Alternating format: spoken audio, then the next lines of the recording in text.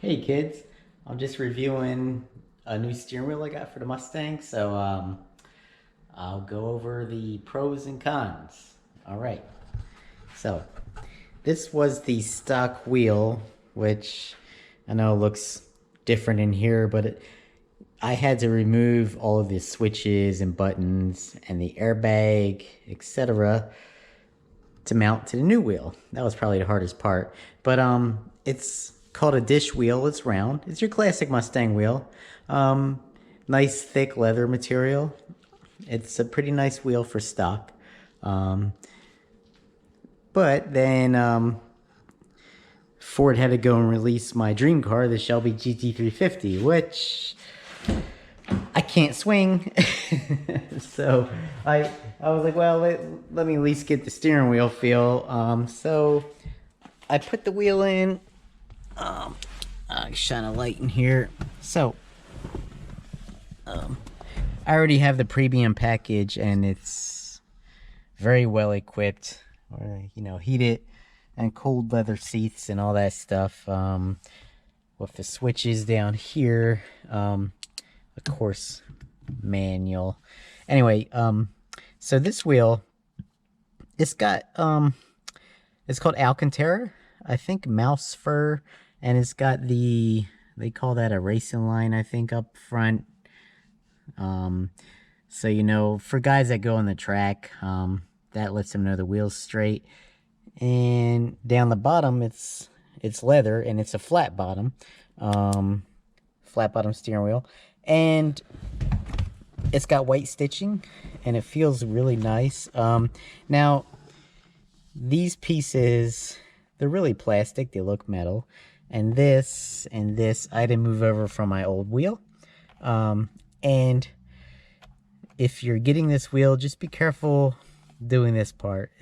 They're very fragile, they break easy, they're just plastic. And some of the screw holes, I ended up stripping one. They're not the perfect fit, but it works. I mean, I ended up getting it together. So the only thing about, oh, and this is also the 10 o'clock and 2 o'clock grip, they call it. It's bolstered. It's got like some bolstering here. I don't know if you can tell, but you can see it gets, you know, it goes up kind of normal here. I love how the Alcantara carries over, and it actually goes underneath these buttons here. When I put this plate on, the Alcantara, so Ford was generous with the material, but here it gets thicker, so you know, when you grab it, it feels nice. Up here, it's actually thinner than the stock wheel, and some people complain about that, and I'm not sure. Yeah, sometimes I cruise around like this, and it does feel pretty thin, but the material just feels very premium. I guess the Alcantara is if you buy a premium sports car, they're going to come with this Alcantara now. It's more popular than the leather. Even seats are made of it. But the drawback is it gets dirty easy, or some folks complain where, hey, you know, I got oily hands and it's hard to clean this wheel. Where the leather wheel, you can just, you know, down the bottom's leather, you can just take some cleaner and just wipe it off with a rag. But this stuff, it's a little trickier. I think you have to use like some kind of brush, or I don't know. But, you know, if you're like me, you're a home mechanic, do your own work. Just make sure your hands are clean before you touch the wheel. Now, I don't know, to be honest, if it's worth the price, and I'll explain that. But it's a quality piece. It's made by Ford. It's a Ford product, so you know it's going to fit well, and you don't have to worry about things not working right. And all the switches work great, the volume for the radio, etc. It works. Everything works perfect, and everything was pretty much plug and play on this, because it came with all the wiring. Where if you buy a non-Ford GT350 wheel, they don't come with a wiring harness. You have to move the wiring from your old wheel to this wheel, so it's just an additional step. But, you know, it's not hard, but this one's definitely more direct plug and play. and it's almost like you're driving a GT350.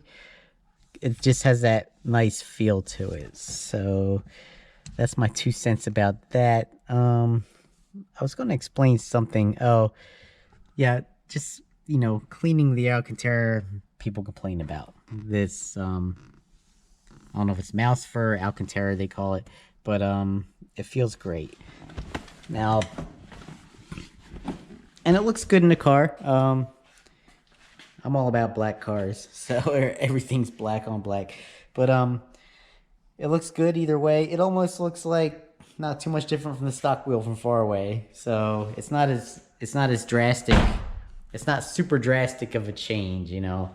And I have no complaints about this stock wheel. It's just it gets hot to the touch in the summertime, and the Alcantara doesn't have that effect. And there's no flat bottom, so I kind of like, you know, I think all cars should come with a flat bottom wheel if they're a sports car.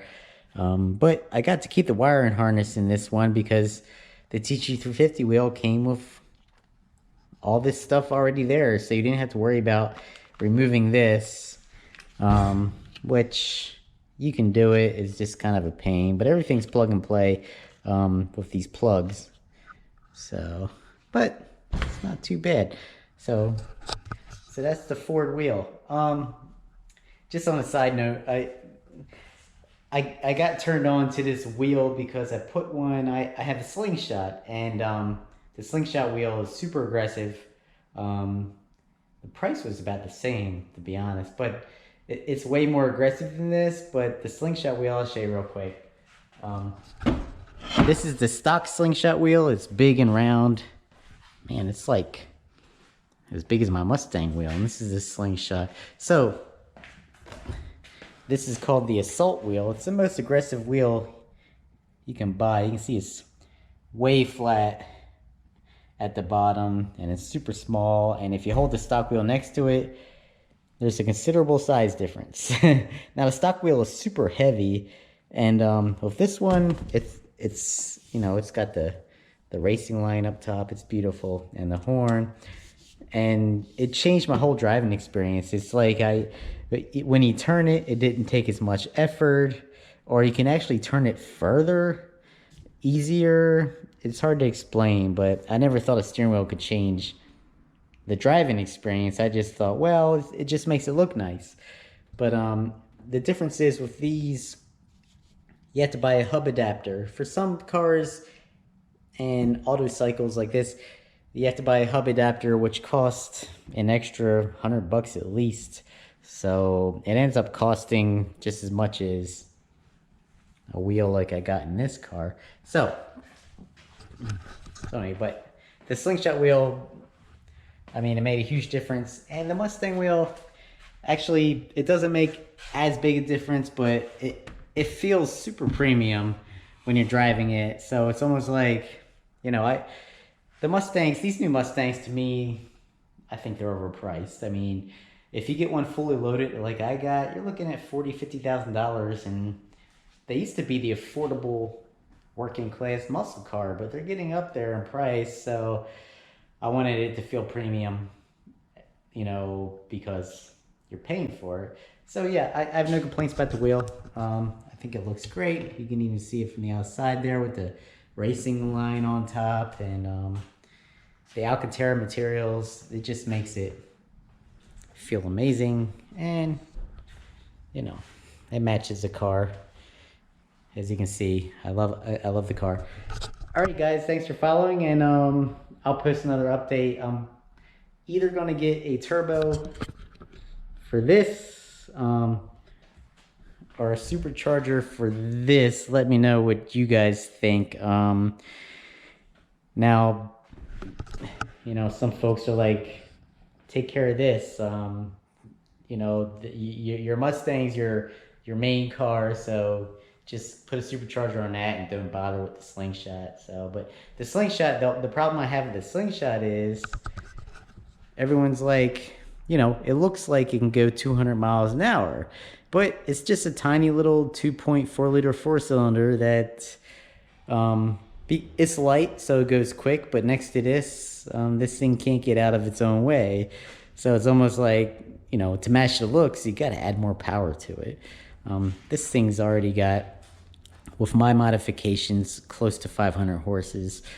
So, but all right, guys, take care, and I'll post another video eventually with my next modification. And stay safe. Get your vaccine and stay free, though. Okay, thanks.